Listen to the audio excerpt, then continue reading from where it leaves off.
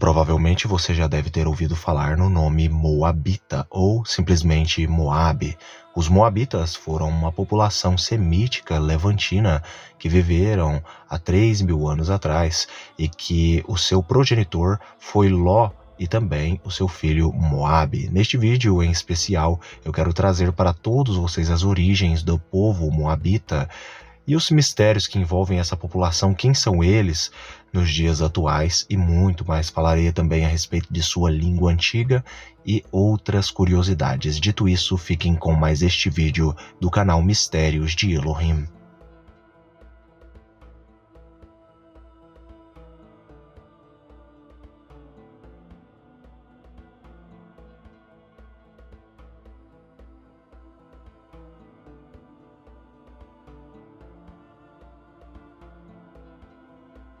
Moabe é um antigo reino levantino cujo território está hoje localizado no atual sul da Jordânia. A terra é montanhosa e fica ao longo de grande parte da costa oriental do Mar Morto. A existência do antigo reino de Moabe é atestada por numerosos achados arqueológicos. O mais notável de todos eles, sem sombra de dúvidas, é a famosa Estela de Messa, que descreve a vitória moabita sobre um filho não identificado de Omri, o rei de Israel. Esse episódio também é observado e mencionado nas Sagradas Escrituras, nos textos judaicos antigos também, em 2 Reis, no capítulo de número 3. A capital moabita era Dibom. De acordo com a Bíblia hebraico-aramaica, Moabe estava frequentemente em conflito com os seus vizinhos, os israelitas, a oeste, apesar de seu parentesco genético ser muito forte.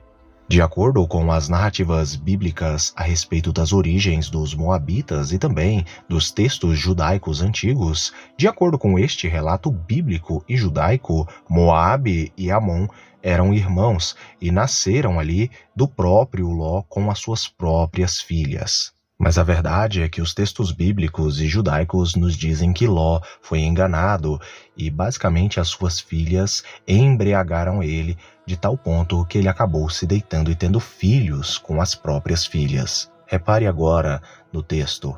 Gênesis capítulo 19, versículo 30 ao versículo 38. Ló partiu de Zoar com suas 2 filhas e passou a viver nas montanhas porque tinha grande receio de permanecer morando na pequena Zoar.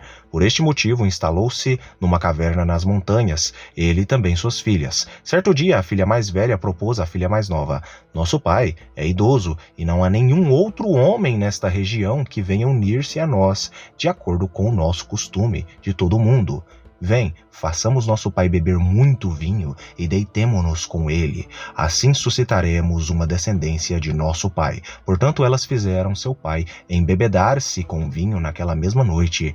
E mais velha, então, veio, deitou-se junto a seu pai, que não percebeu nem quando ela se deitou, nem quando se levantou. No dia seguinte, a primogênita orientou a irmã mais nova: "Na noite passada eu dormi com meu pai. Façamo-lo embriagar-se também nesta noite, e tu deitarás com ele, a fim de que possamos preservar a linhagem de nosso pai." Então outra vez deram muito vinho ao pai naquela noite, e a filha mais nova foi e se deitou com ele. Ló não tomou conhecimento quanto ela se deitou, nem quando se levantou. Assim as 2 filhas de Ló engravidaram do próprio pai. A primogênita teve um filho, que deu-lhe o nome de Moabe. Os textos bíblicos e judaicos também nos informam. Os moabitas, primeiro, eles habitaram as ricas terras altas ao lado oriental do abismo do Mar Morto, estendendo-se até o Wadi Magib, até o Wadi Hassa, de cujo país expulsaram os Emins. Uma curiosidade que muitas pessoas esquecem de falar a respeito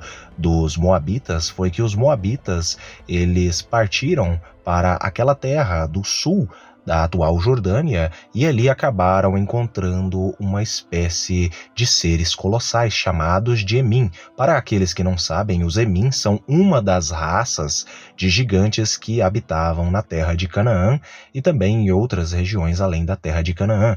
Então os moabitas entraram ali na terra, lutaram bravamente contra os Emins, os gigantes Emins, e acabaram expulsando os gigantes Emins daquelas terras. Muitas pessoas quase não falam a respeito deste fato de que os moabitas também enfrentaram gigantes. Curiosamente, nós podemos ler em Deuteronômio, no capítulo 2, no versículo 11. Nós sabemos que, posteriormente, os próprios moabitas foram posteriormente levados para o sul por tribos guerreiras de amorreus, que haviam cruzado o rio Jordão.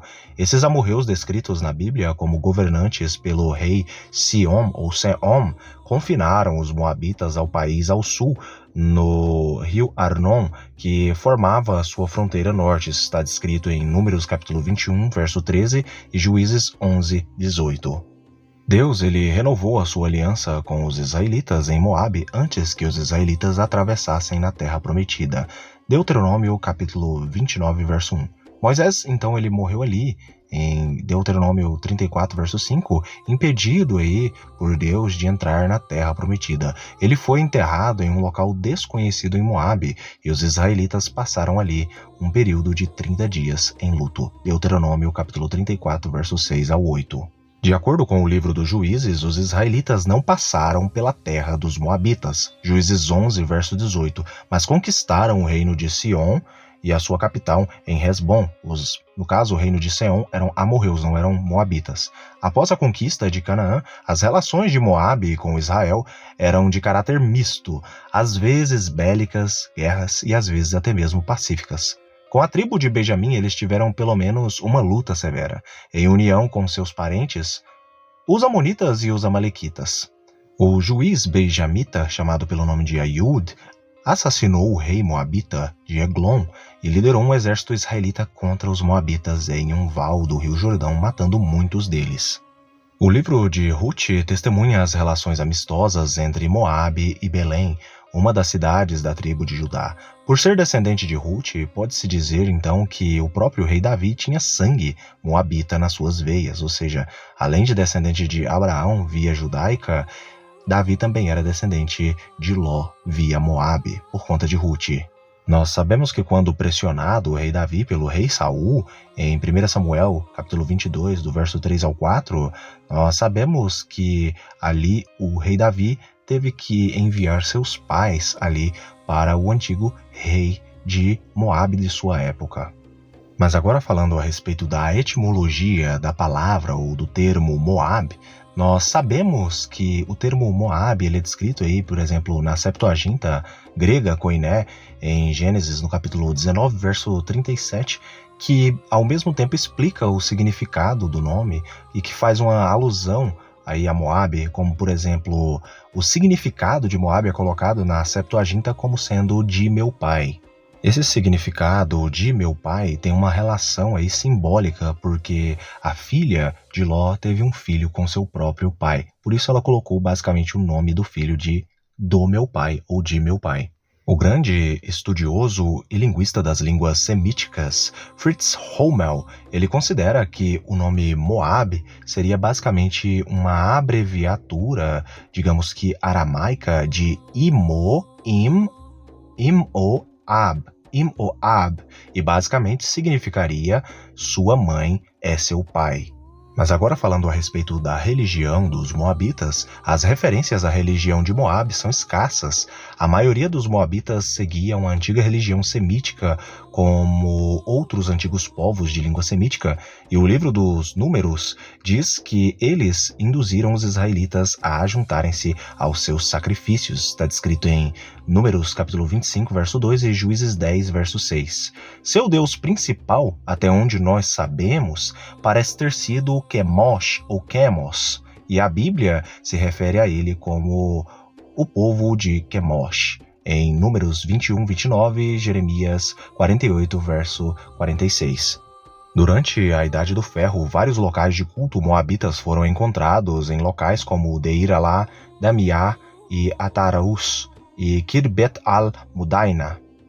De acordo com o livro dos Reis, Segunda Reis, às vezes, especialmente em perigo extremo, sacrifícios humanos eram oferecidos a Quemos, como por Messa, que ele entregou seu filho herdeiro. Isso está descrito em 2 Reis, capítulo 3, verso 27. Eles faziam sacrifícios humanos. Agora, falando a respeito da língua que os moabitas falavam, a famosa língua moabita, ela era falada no território de Moabe pelos moabitas. E era uma língua semítica antiga que estava relacionada ao hebraico bíblico, ao amonita e ao edomita e também um pouco ao aramaico.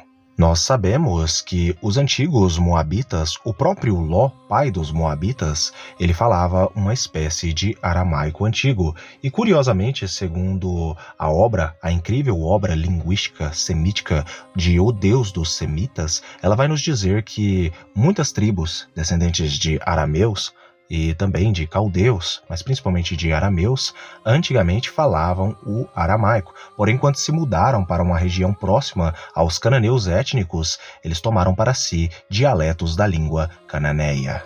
A partir daí, então, eles falaram uma língua bem similar ao fenício e, curiosamente, eles também usavam a escrita fenícia. Eu agradeço a todos que assistiram o vídeo até o presente momento, fiquem todos com Elohim e até o próximo vídeo do canal Mistérios de Elohim.